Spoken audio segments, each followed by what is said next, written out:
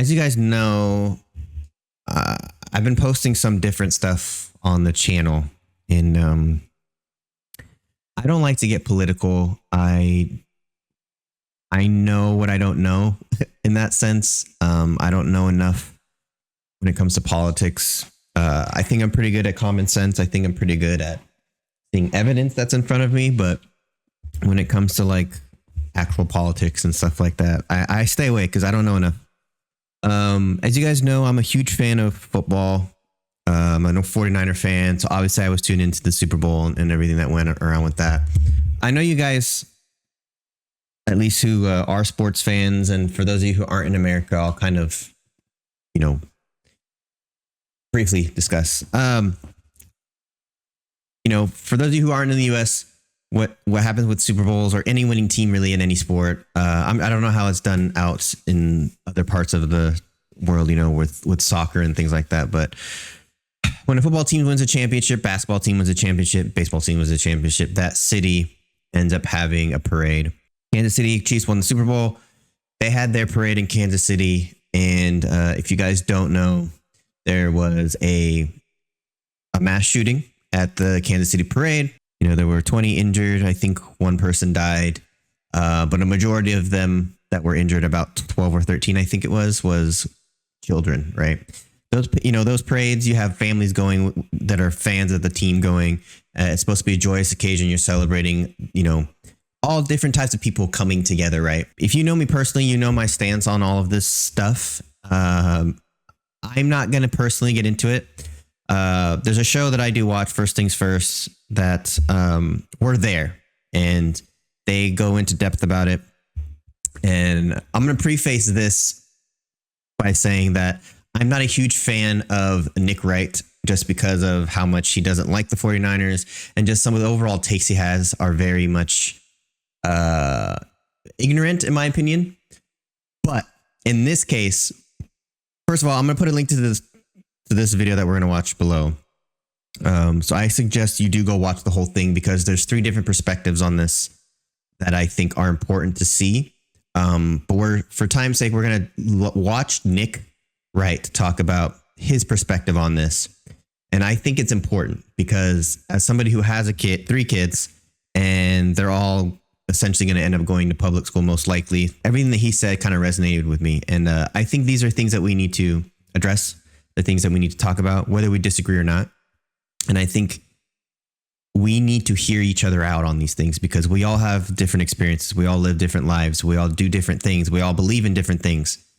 I think hearing each other out and at least understanding, could help us to go a long way. So again, this is on First Things First. It's on their YouTube channel. It was posted 21 hours ago, so yesterday, and they talk about it. I want to get into it, or at least watch it and discuss. Okay, here we go. Hi everyone, welcome to First Things First. We're going to start the show off a little differently today since it's our first time on air since we were at the parade in Kansas City. Here's the latest news out of Kansas City. Police Chief Stacey Graves said at a press conference that Lisa Lopez Galvin, a 43-year-old mother of 2 and a local DJ, has died. Graves also said over 20 people were wounded. Their ages range from 8 to 47.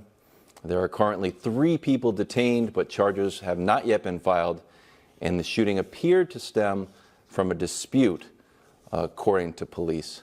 So that's the news. So there is kind of the gist of it, what happened. Again, both Broussard here and Wild's talk. But I want to get to what Nick Wright said, because I feel like his had the most impact because he didn't really hold anything back. The other 2 were kind of afraid to kind of voice their opinion, and Nick did not. So let's listen to what he said. Well, I think that was beautiful, Wilds. So I'm gonna tell you guys about the times my family first saw me cry, because there's a chance you guys are gonna see me cry for the first time. For Diora, my older daughter, it was December of 2012 in the lobby of her school when she was 7 years old when I went to pick her up the day of Sandy Hook. And that day, of course, someone with a lightweight semi-automatic rifle shot around 24 kids her age, and I saw her in that lobby and I immediately started sobbing. It's the first time she ever saw me cry.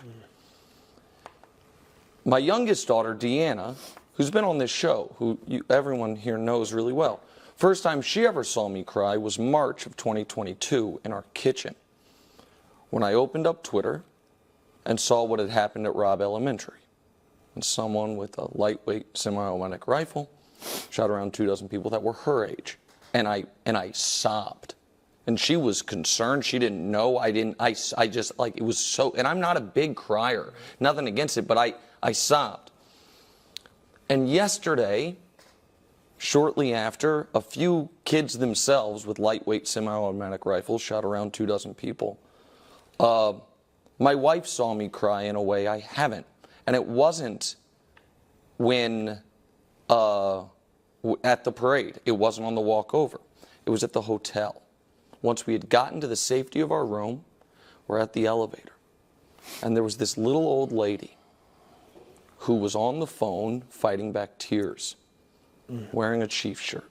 And she saw me and knew us, knew the show, and came over and gave me a hug and started crying. And I still didn't cry yet. And then we talked. And she said she was there with her kids and grandkids. And her, I believe she said, 14-year-old granddaughter had to take the lead because she's been trained for this. And the adults hadn't. And I cried. And I cried because it's so god-dog cruel what we've taken from this generation of kids that we all got. Listen, yesterday, Wilds is right, we're lucky, but yesterday was also the single worst 10 seconds of my life. And it was not when we heard the gunshot and were told to get down, and it was not the part that is seared into my memory from a selfish perspective is the time between them telling us active shooter and me finding in the crowd ostensibly where the shooter was, my wife, my sister-in-law, and her best friend. Because that 10 seconds felt like it was 5 minutes. But that is such a different feeling than for these young kids who have now had to learn, drill, and experience what to do in a mass shooting situation before they lose their first tooth, before they have their first kiss. For those kids there yesterday, part of their childhood ended. And to your point, those are the kids that we consider lucky. The kids who didn't end up in hospital beds. And so I'm incredibly sad about this. And this is where I will pivot a bit. But I am furious. I'm furious because this is so clearly all our fault. And we have so clearly lost the plot so quickly. I understand now that at this point, talking about any type of regulations whatsoever on guns in America is verboten for some.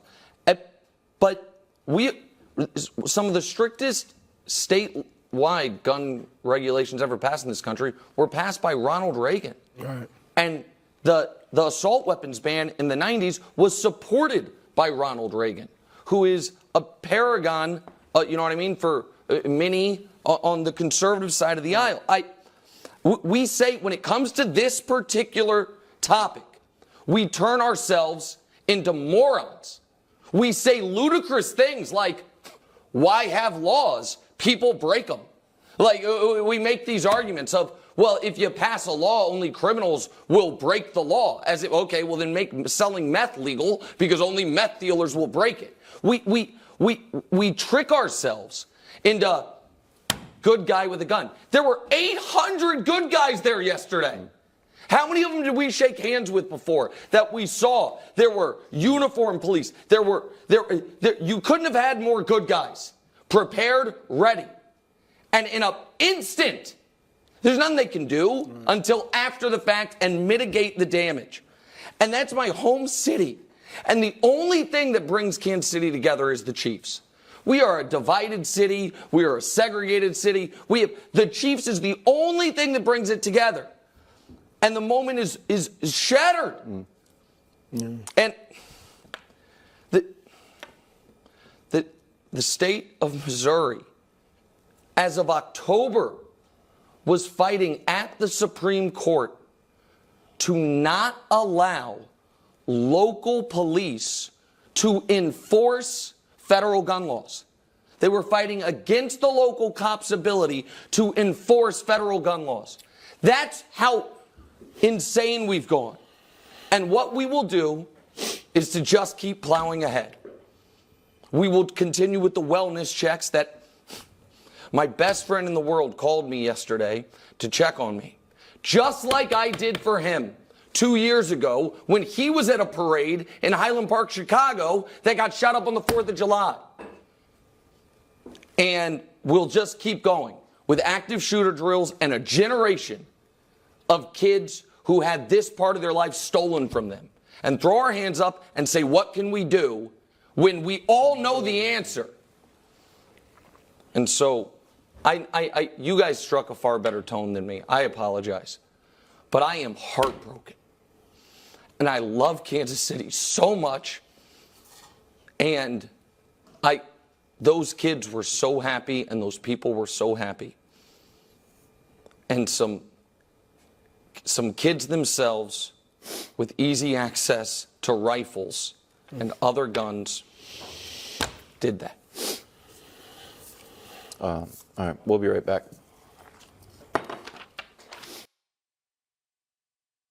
The first time I watched this, I'll be honest, when he talked about what that old lady said, what the grandmother said in the elevator about the 14-year-old having to take the lead because she's trained for this, that's when I kind of broke down with him. But look, again, I'm not going to, this channel is not about me being opinionated or me steering one way or the other.